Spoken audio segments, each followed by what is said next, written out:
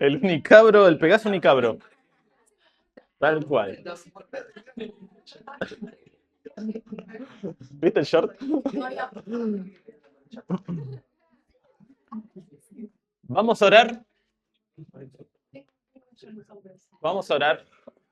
Emma. Perdón. Va a orar Emma y empezamos. Padre Santo, estás en el cielo, gracias Señor por este día.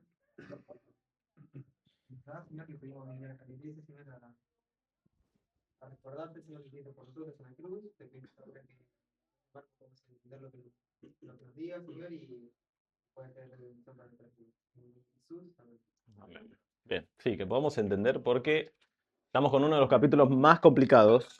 Sí. ¿Sí? No, el 8 pasó por el 7. A ver, los más complicados sí. El 7 es relativamente sencillo. Bueno, ¿se acuerdan? Repaso violentísimo, rápido. ¿Sí? Nuestra cuadrícula en Daniel 2. Sí, siempre guíense, es poca la información, pero está toda acá. Ah, sí, adelante, vamos, vamos. Recién acabamos de orar, así que tenemos lugar allá. Acá también.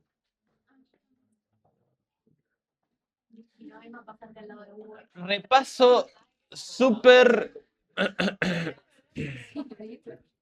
Repaso súper breve. En los dos cuadros tenemos la información mínima, aunque es bastante, ¿sí?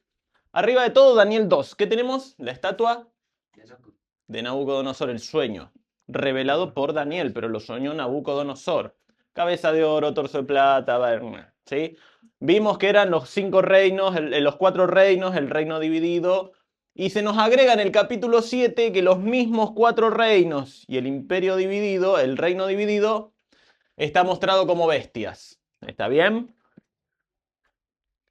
¿Cuál era la diferencia entre estas dos? Más ya que son cosas totalmente distintas, pero es lo mismo.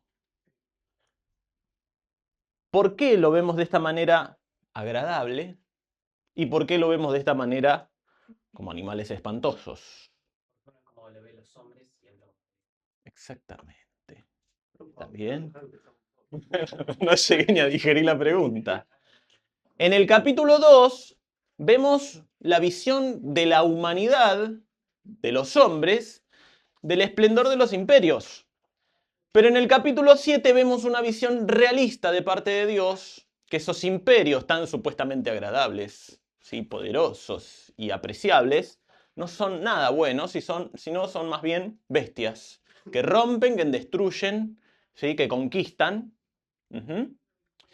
Y vamos a ver su máximo, digamos, su máximo esplendor, perdón que haya tapo, pero bueno, su máximo poderío. Lo vamos a ver al final de los tiempos con el cuerno pequeño. ¿Sí? Acá está el cuernito pequeño. ¿Sí? Que es chiquitito, empieza su inicio, es pequeño. Es un cuerno que surge destruyendo, digamos, o de alguna manera desplazando 3 cuernos. Y aparece nuestro cuerno pequeño. Que lo empezamos a ver de otra manera en nuestro capítulo número 8 con el carnero de 2 cuernos, el macho de la oveja, ¿sí? ¿Se acuerdan? Que emulaba al oso, que se levantaba de un lado más que del otro, porque tenía 2 cuernos, uno más largo que el otro. Que siempre les digo, hay muchas interpretaciones raras y a veces vagas. Por ejemplo, cuando fue el tema de las torres gemelas, ¿se acuerdan? ¿Sí? Que había una torre que era más alta que la otra, ¿no? Dijeron, acá está. ¿Sí? El avión que vino y partió las torres era este. Delirio. No hay ninguna razón más allá de que una torre era más. ¿No? Pero en ese tiempo, yo me acuerdo, era un pollo, no tan pollo, pero era chico. Se hablaba de esto. ¿Está bien? Lo de Daniel, las torres. Nada que ver. ¿Está bien?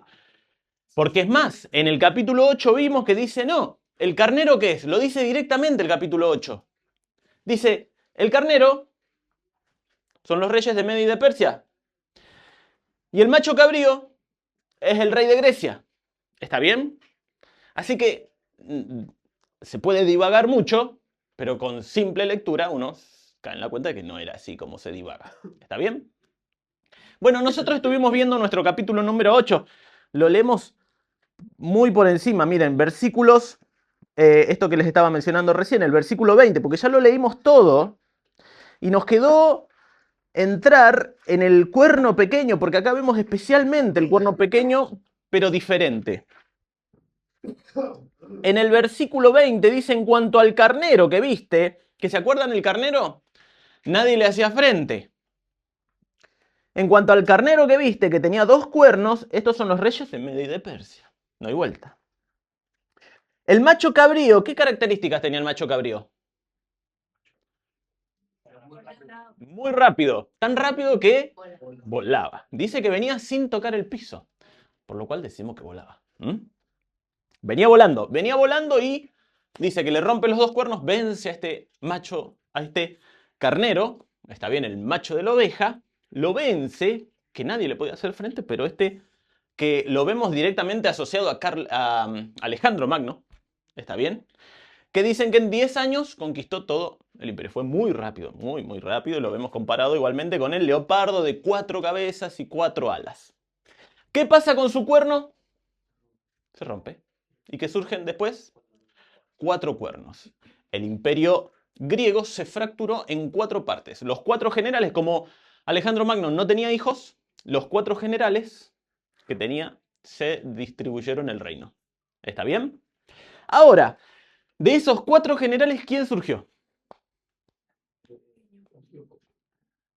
Surgió nuestro cuerno pequeño que vimos, porque leamos. Y en cuanto, versículo 22, y en cuanto al cuerno que fue quebrado, y sucedieron 4 en su lugar, significa que 4 reinos se levantarán de esa nación, aunque no con la fuerza de él, del primero, claramente, porque aparte estaban distribuidos. Y el fin del reinado de estos, cuando los transgresores lleguen al colmo, se levantará un rey altivo de rostro y entendido en enigmas.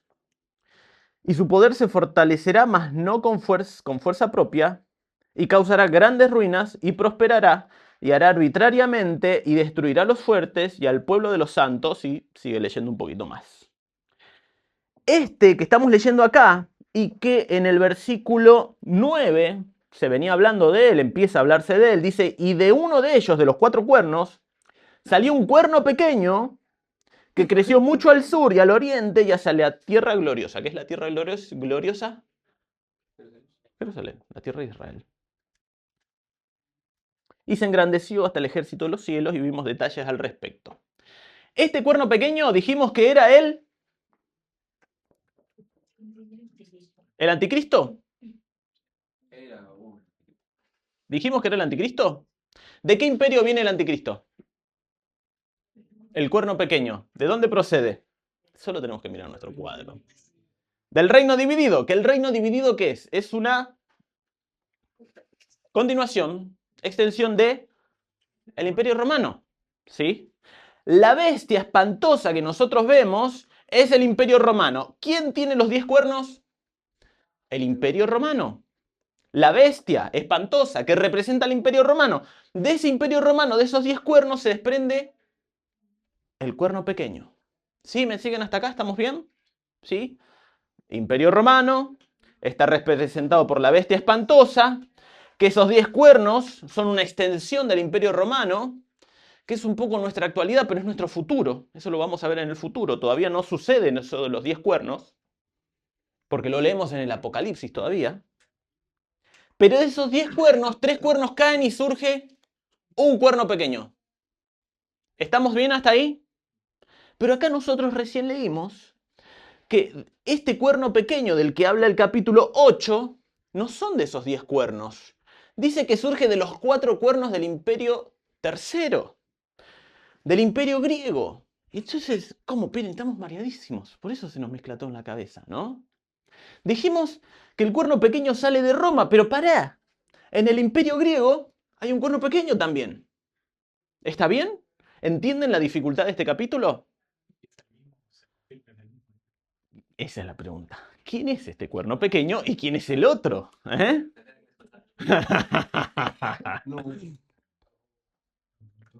Esperen, que esto necesita un mate.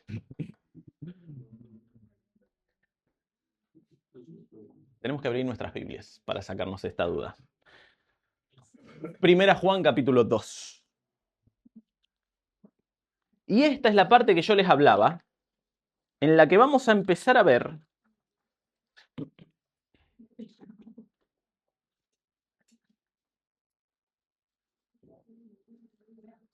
Primera Juan, capítulo 2.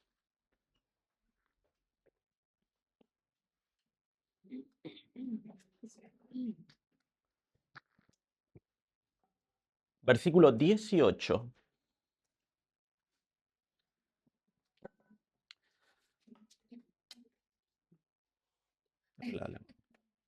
Acá hay un libro que yo tengo acá antes que leamos.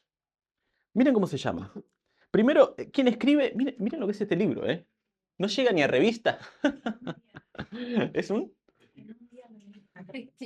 una tarde de aburrimiento. Es un folleto. Lo escribe Evis Luis Carballosa. ¿Sí? Ya está muy avanzada de edad, él. Pero escribió muchos libros, todos con el tema de los eventos futuros. Tiene comentarios de Mateo, tiene comentarios del Génesis, donde vemos los primeros eventos futuros redatados ahí. ¿Sí? ¿Qué más tiene Carballosa? Apocalipsis, obviamente. Tiene el reino mesiánico, ¿sí? Daniel y el reino mesiánico, un libro escatológico, obviamente, el que estamos estudiando ahora. Y tiene este librito, entre otros más, que es El dictador del futuro. ¿Sí? ¿Quién es el dictador del futuro? ¿A quién hace referencia? ¿Eh? El anticristo. Hablan bajo y están todos medio mal como yo. El anticristo, ¿no? El dictador del futuro es un libro muy escueto que trata justamente el tema que estamos tratando de hoy. El cuerno pequeño, el anticristo. El devastador, el cuerno pequeño, el príncipe que ha de venir, la primera bestia, lo vimos en Apocalipsis 3, el hombre despreciable, el rey voluntarioso, el pastor inicuo, el hombre de pecado, el hijo de perdición, hacen todos referencia al anticristo. Y este libro detalla muy bien esta idea que vamos a empezar a tratar ahora. El anticristo, el dictador del futuro, el cuerno pequeño. Y leamos 1 Juan, capítulo 2, 18. ¿Qué quiero decirles con esto? Recomendable. Para leerlo muy bueno, muy claro, muy sencillo. Y en 1 Juan 2, 18 leemos lo siguiente. Hijitos, ya es el último tiempo. Y según vosotros oísteis que el anticristo viene. Espera, ¿cuándo estamos leyendo acá? ¿Qué época es esta de 1 Juan? Primer siglo después de Cristo. ¿Sí? Iglesia primitiva. ¿Y cuándo fueron los eventos de Daniel 8? 500 antes de Cristo. ¿Cuándo fue el Imperio griego? ¿Cuándo termina? Sí, 160 antes de Cristo, 130, más o menos, 100 años antes de Cristo. Y acá estamos más o menos 100 años después de Cristo.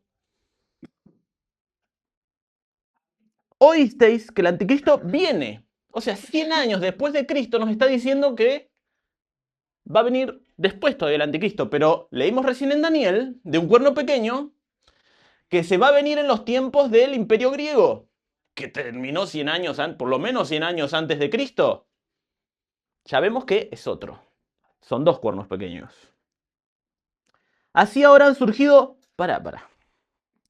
Este es el último tiempo. Y según vosotros oísteis que el anticristo viene, así ahora han surgido muchos anticristos. Por eso conocemos que es el último tiempo. Ya sabíamos que habían dos, ahora nos dicen que hay muchos. Sigamos leyendo. Por eso conocemos que es el último tiempo. 19. Salieron de nosotros, pero no eran de nosotros, porque si hubiesen sido de nosotros, habrían permanecido con nosotros. Pero salieron para que se manifestase que no todos son de nosotros. Pero vosotros tenéis la unción del Santo y conocéis todas las cosas. Esto es el Espíritu Santo, refiere. No os he escrito como si ignoraseis la verdad, sino porque la conocéis y porque ninguna mentira procede de la verdad. ¿Quién es el mentiroso? Sino el que niega a Jesús el Cristo. Sino el que niega que Jesús es el Cristo. Este es el anticristo, el que niega al Padre y al Hijo. Y sigue relatando un poquito. El anticristo tiene una característica específica. Niega al Padre y al Hijo. Nosotros vimos que en el futuro este cuerno pequeño se va a manifestar en este periodo de 7 años que la llamamos la gran tribulación, el tiempo de aflicción para Jacob, para Israel. En este momento va a haber una persecución grande al pueblo de Israel, encabezada por el anticristo, por el cuerno pequeño. Un cuerno pequeño, pero es un brutal dictador. Es él. Y se cayó de vuelta. El dictador del futuro. ¿Está bien? Pero otra vez, volvamos a nuestro capítulo 8. Tenemos que de estos 4 cuernos surge un cuerno pequeño. Surge un dictador. En los tiempos del Imperio Griego. Pero leemos acá claramente en Juan que el anticristo viene, pero en este momento habían muchos anticristos. Así que empezamos a desarrollar la idea de que el anticristo es una persona que se opone a Cristo. Es el anticristo. Va a venir uno muy grande, muy poderoso, tal vez el peor de todos en el futuro, pero vamos a ver que durante el Imperio Griego se levantó uno. Antíoco Epífanes, dijimos la vez pasada, que hasta lo conocemos, cuál fue su rostro. O podríamos poner un cuadrito acá, sí, para que lo tengamos en mente. Un perverso, un perseguidor del pueblo de Israel. ¿Se acuerdan lo que dijimos? Leamos un poco. Volvamos a Daniel. Versículo 9. Y de uno de ellos salió un cuerno pequeño que creció mucho al sur, al oriente y hacia la tierra gloriosa y se engrandeció hasta el ejército de los cielos. Hasta el ejército del cielo. Y parte del ejército y de las estrellas se echó por tierra y las pisoteó. Esto no es que se fue a pelear contra los ángeles, sino que está haciendo referencia, si entendemos bien, y si lo bajamos a tierra, está hablando del pueblo de Israel. Persiguió al pueblo de Israel en los tiempos del Imperio Griego. En la Biblia tenemos otra gran persecución del pueblo de Israel. ¿Cuál? El Imperio Babilónico lo capturó, pero no tenemos una persecución directa para... ¿Quién quiso matar a todos los judíos? Hitler, pero en la Biblia... Amán. En el libro de Esther, ¿qué hace Amán? Dice, se calentó con Mardoqueo. Lo tenía acá, Mardoqueo. Sabía que era judío. No se contentó con solo matarlo a Mardoqueo. Dijo, voy a borrar de la faz a todos los judíos. Y traza un plan. Hace que el rey firme un edicto que en tal día, ahí es que se echa el suerte, para que en tal día era legal matar judíos. ¿Sí? Era como la película, como es de... como la purga. Imagínense que alguien, nosotros somos parte de un imperio, estamos distribuidos en un imperio y dicen tal día vamos a matar a los argentinos. Así que el que quiera, mátelos. Y saben que los argentinos no se pueden defender. Esa era la posición, Esa era la posición en la que estaban Mardoqueo y todos los judíos en ese momento. Judíos específicamente porque solo quedaba la tribu de Judá dispersa, al menos en conocimiento. Entonces tenemos varios precursores del anticristo. Tenemos varias personas que se van a comportar como el anticristo, este ser nefasto que va a aparecer en este momento, que los primeros 3,5 años, ¿qué va a hacer? Se va a mostrar aliado de los judíos. Va a hacerse el amigo de los judíos. Y en el momento, a mitad de los 7 años y medio, va a generar una gran persecución, va a matar, dicen que en ese tiempo 2/3 partes del pueblo de Israel va a ser muerto. Ajá. Pero acá vemos otro precursor, otro proto-anticristo, otro anticristo semilla, aunque es un brutal. ¿Sí? Seguimos leyendo. Versículo 11, aún se engrandeció contra el príncipe de los ejércitos, contra el Dios mismo, atacó al pueblo de Israel y contra el mismo Dios se opone, y por él fue quitado el continuo sacrificio. O sea, estaba en funcionamiento el sistema, el culto en el templo, ¿sí? ¿Se acuerdan que fue reconstruido? Pero él lo va a detener. y en el lugar del santuario fue echado por tierra, y a causa de la prevaricación le fue entregado el ejército junto con el continuo sacrificio, o sea, lo detuvo y estuvo bajo su poder, y echó por tierra la verdad, bla, bla, bla, etcétera, etcétera. Y dice, miren, acá hay un detalle que rápidamente lo vamos a ver. Dice, entonces oía un santo que hablaba y el otro santo preguntó en aquel que hablaba, ¿hasta cuándo durará la visión del continuo sacrificio y la prevaricación asoladora entregando al santuario al ejército? Bueno, ¿cuánto tiempo va a durar esto, básicamente? Pregunta. ¿Cuál es la respuesta? Más o menos. ¿Aguantá? No tengo idea. ¿Cuánto dice la Biblia? Es el siguiente versículo. Leemos. Y él dijo, hasta 2300 tardes y mañanas. Luego el santuario será purificado. O sea que la persecución de este Antíoco Epífanes, que era uno de los 4 cuernos, que salió a perseguir a todo Israel, lo cual genera una rebelión de Israel, ¿sí? Genera una rebelión de una familia, los Macabeos, ¿sí? Judas Macabeo, viendo toda esta persecución contra Israel, que se detiene el sistema del servicio en el templo, ¿sí? Se rebela y se empiezan a generar estas rebeliones macabeas. ¿Está bien? A la cabeza estaba Judas Macabeo. Por eso vamos a ver que hasta que aparece nuestro Judas, el que entrega al Señor, el nombre Judas era muy popular. Posiblemente por este Judas Macabeo que había sido el libertador de Israel, ¿sí? Que se opuso a este Antíoco Epífanes. Mucho está relatado en los libros apócrifos de los Macabeos. ¿Qué hizo este Antíoco Epífanes? ¿Perseguía al pueblo de Israel? ¿Se acuerdan lo que les dije? Se cree que puso una imagen del mismo, de Antíoco, dentro del templo. O sea, una imagen que normalmente se dedican al culto, ¿sí? Es como que yo pongo una estatua de Marcos, ¿no? En el medio del templo, lo que era la adoración a Dios, donde se dice no pongas imágenes. Dicen que mató un qué en el altar. Un chancho, un cerdo. El animal impuro por excelencia. O sea, vos sacrificabas animales puros seleccionados. Esto lo vimos la vez pasada. Exactamente.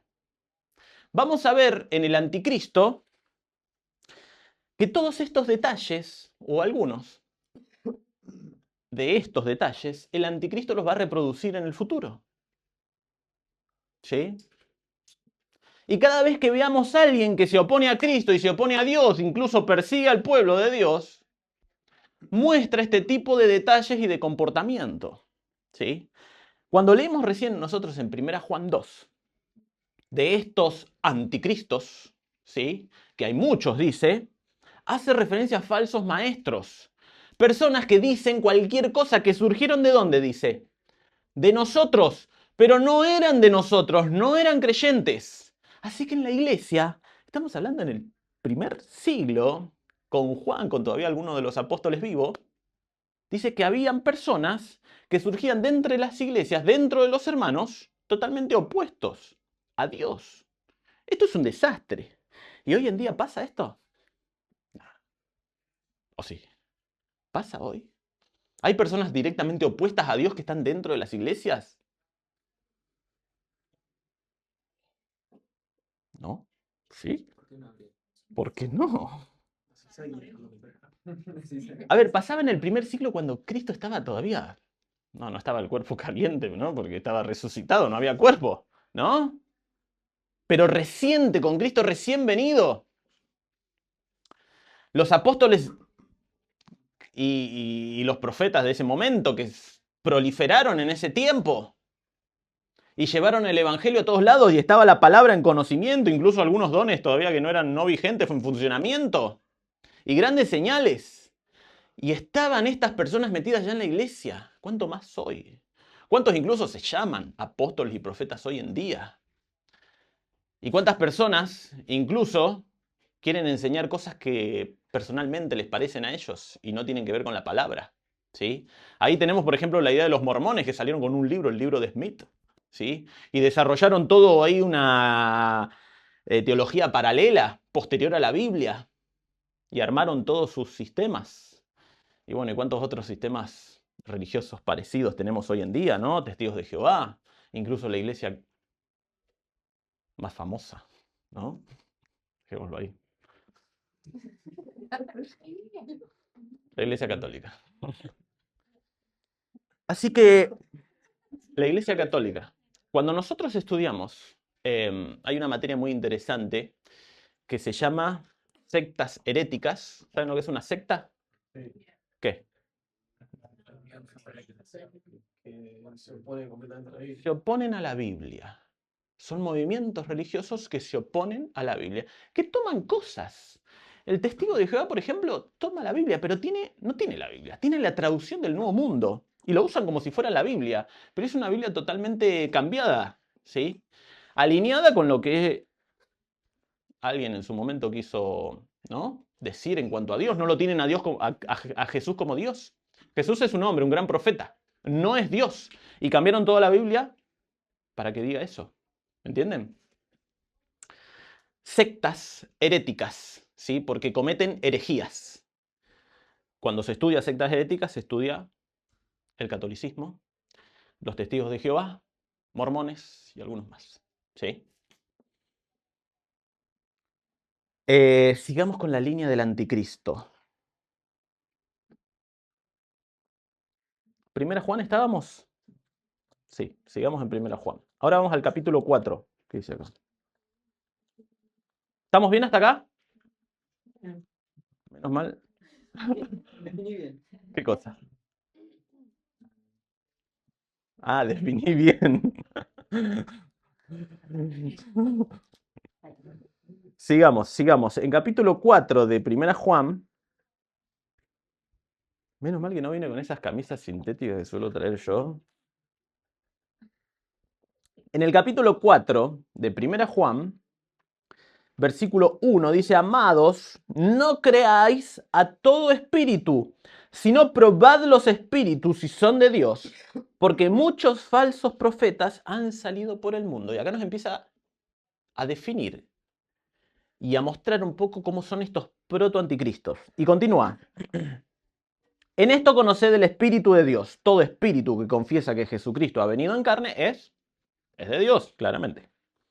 Y todo espíritu que no confiesa que Jesucristo ha venido en carne no es de Dios. Este es el espíritu del anticristo, el cual vosotros habéis oído que viene y que ahora ya está en el mundo.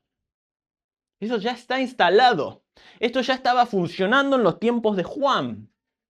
El espíritu del anticristo. Ahora empezamos a ver como el espíritu del anticristo, como el anticristo, ya no como solamente un hombre que va a aparecer en el futuro, sino lo podemos empezar a ver como una ideología, no, como un movimiento, como distintas personas que van a ir emulándolo, lo van a ir imitando, que hasta que llegue el máximo anticristo vamos a ir viendo ciertos personajes que van a tomar ciertas actitudes en oposición a Dios, en oposición a Cristo. Lo podemos ver sencillamente, como dice el versículo 1, como falsos maestros. Maestros que enseñan cualquier cosa, lo que se les dé la gana. Interpretan, hacen decir la Biblia lo que sea, la cambian a la Biblia, lo que recién mencionábamos. ¿Sí? Vamos a ver otros, como Antíoco Epífanes, del Imperio Griego, ¿sí?, persiguiendo directamente a los judíos, oponiéndose, cortando el sacrificio, el sistema de sacrificios del templo. ¿Está bien?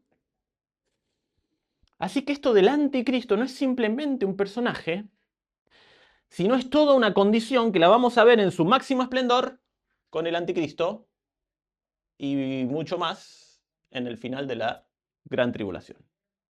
¿Está bien? Sigamos leyendo detalles. Que ahora ya está en el mundo. Hijitos, vosotros sois de Dios y lo habéis vencido, porque mayor es el Espíritu que está en vosotros que el que está en el mundo. Ellos son del mundo, por eso hablan del mundo, y el mundo los oye. Nosotros somos de Dios. El que conoce a Dios nos oye. El que no es de Dios no nos oye. En esto conocemos el espíritu de verdad y el espíritu del error, que hace referencia al anticristo. ¿Está bien? Vamos a seguir leyendo un poco más. Miren, yo voy a leer algo, pero quiero que volvamos después. ¿Se acuerdan que leímos un poco de Apocalipsis? Porque ahí hay no solo detalles de cómo es el anticristo, cómo va a ser el anticristo, sino cómo va a ser el sistema religioso que va a instalar el anticristo. ¿Sí? En 2 Juan 1:7 leemos, porque muchos engañadores han salido por el mundo que no confiesan que Jesucristo ha venido, quien esto hace es el engañador y el anticristo, como en un modo genérico. En Mateo 24 dice, por tanto, cuando veáis en el lugar santo la abominación desoladora de que habló el profeta Daniel, el que le entienda, entonces los que están en Judea huyan a los montes, el que esté en las azoteas no descienda para tomar algo de su casa y el que esté en el campo no vuelva atrás para tomar su capa, porque va a haber, en el momento que se instale la abominación desoladora, es justamente en el medio, el anticristo como que va a restaurar el sistema del templo en la primera etapa, por eso se espera que se reconstruya el templo, lo cual sería algo un poco difícil porque hay una mezquita, ¿no? Ahora. Pero de alguna manera se va a restablecer el funcionamiento del templo y en un momento, a la mitad de la gran tribulación, ¿sí? Va a aparecer esto que llama como la abominación desoladora, ¿sí? Lo que va a suceder es que el anticristo se va a poner dentro del templo como el centro de adoración. Eso es lo que llamamos la abominación desoladora. Tal vez algo como hizo Antíoco Epífanes matando un cerdo, una abominación dentro del templo incluso. No sé si el anticristo va a salir a matar chanchos también o no, no lo sabemos, pero la idea es que él se va a poner en el centro del culto. ¿Y esto cómo va a ser? Apocalipsis 13, grandes detalles. Algo leímos, pero vamos a leer un poco de esto y luego ya vemos algunas conclusiones. Para que entendamos, porque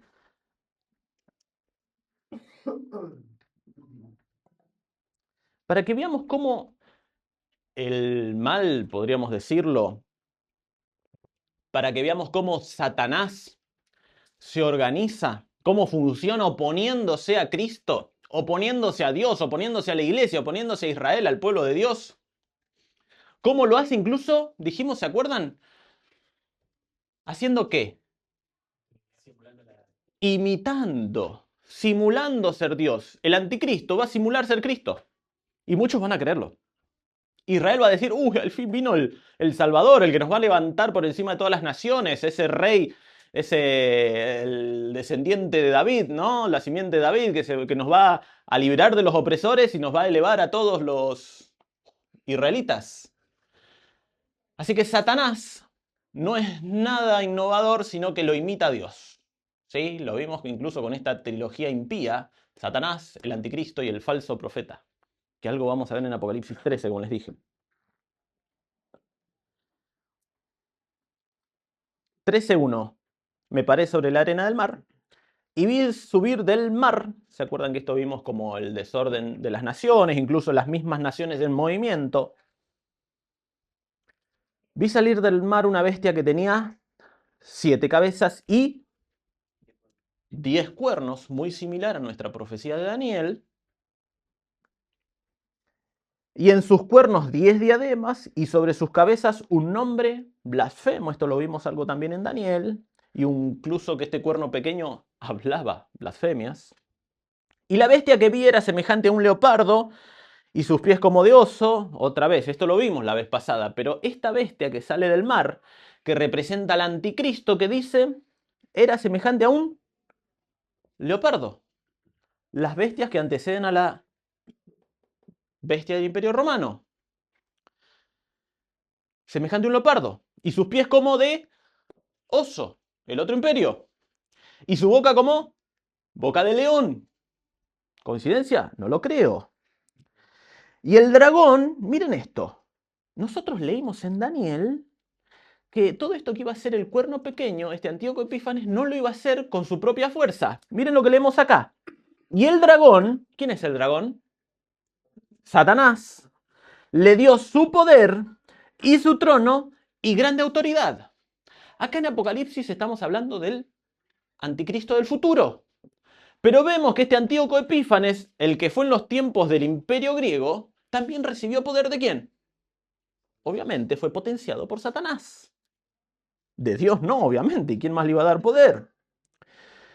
Vi una de sus cabezas como herida de muerte, pero su herida mortal fue sanada y se maravilló toda la tierra en pos de la bestia. ¿Quién es la bestia? El anticristo. recibió una herida mortal en su cabeza. ¿A quién estaba emulando? A Cristo. ¿Sí? Algunos dicen que bueno, que puede ser otras cosas. Pero todo nos lleva a lo mismo, a una imitación de parte de este sistema impío, trinitario impío, emulando a la Trinidad de Dios, poniéndose en el lugar de Dios, lo cual implica que niegan a Cristo, que niegan al Padre, que niegan a Dios. Miren esto. Se maravilló toda la tierra en pos de la bestia. Versículo 4. Y adoraron al dragón que había dado autoridad a la bestia. ¿Quién es el único que debe recibir adoración? Dios. Y acá están adorando al dragón, a Satanás, el mundo, incluso Israel. Y adoraron a la bestia, al anticristo, diciendo, ¿quién como la bestia y quién podrá luchar contra ella? Evidentemente hacía grandes maravillas, ¿no? ¿Podría ser? Sí, lo dice claramente, ahora lo vamos a seguir leyendo.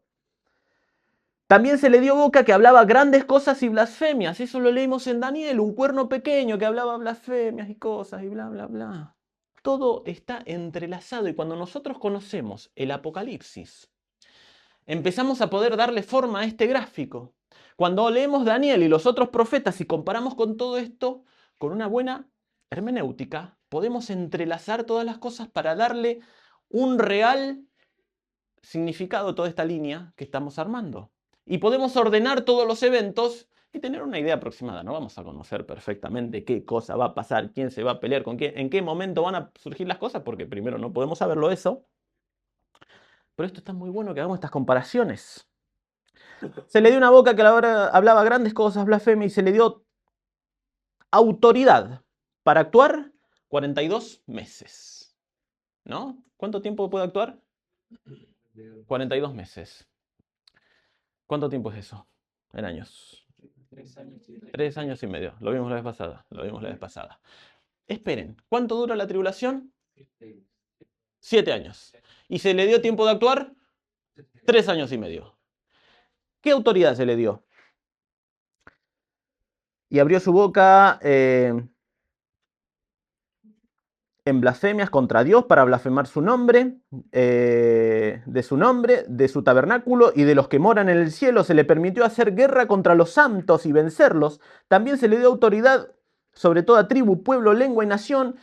Y la adoraron a la bestia todos los moradores de la tierra cuyos nombres no estaban escritos en el libro de la vida del Cordero, o sea, los que lo tomaron a Cristo como Salvador, incluso en este tiempo. Así que durante 3 años y medio tuvo autoridad, ¿sí? Y luego genera la persecución. Todo lo podemos ver a través de este pasaje. ¿Está bien? Sigamos un poquito más y ya vamos a la segunda parte de este capítulo, que es muy interesante, que habla sobre el culto y sobre los detalles que veíamos en Daniel. Y lo adoraron todos los moderadores, bla, bla, bla, bla. Versículo 9. Si alguno tiene oído, oiga. Versículo 11. Acá vamos a ver la segunda bestia. Por eso hablamos en términos de la primera bestia, el anticristo, y la segunda bestia, el falso profeta. ¿Sí? Nuestro segundo personaje. Ahora dice, después vi otra bestia que subía de la tierra. Muy posiblemente este segundo personaje sea del pueblo de Israel, judío, israelita. Porque acá de alguna manera surgen otra vez las 12 tribus. ¿Sí? Y tenía 2 cuernos semejantes a los de un cordero, pero hablaba como dragón. ¿Entienden esto? Fíjense, otra vez, semejante a la de un cordero. Siempre se van a mostrar correctos. Siempre se van a mostrar santos. Pero realmente habla como dragón. Habla como Satanás. Y ejerce toda autoridad de la primera bestia, del anticristo, en presencia de ella, y hace que la tierra y los moradores de ella adoren a la primera bestia, cuya herida mortal fue sanada.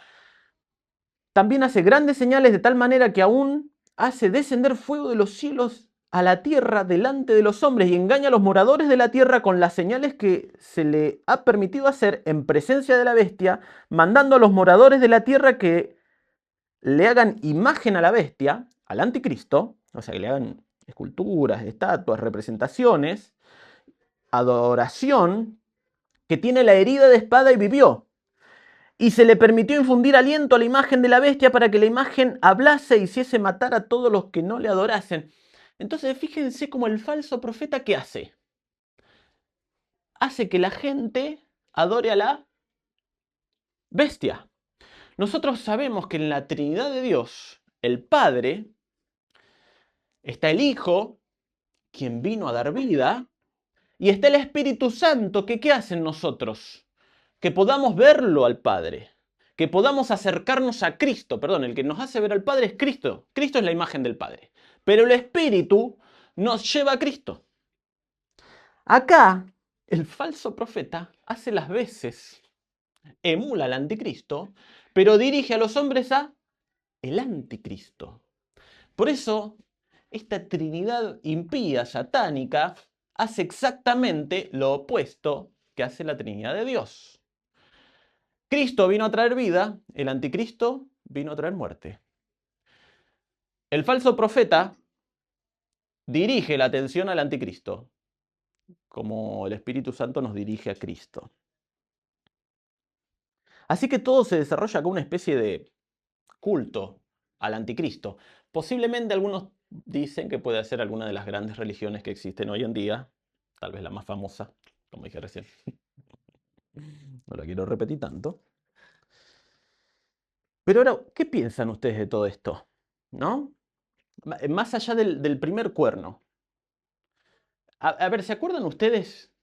Porque nosotros hasta el capítulo 7 teníamos un idioma. Veníamos desde el capítulo 2 hasta el capítulo 7 teníamos el idioma arameo. O sea, Daniel estaba escrito en arameo. ¿Por qué? Porque toda esta profecía refiere a los gentiles.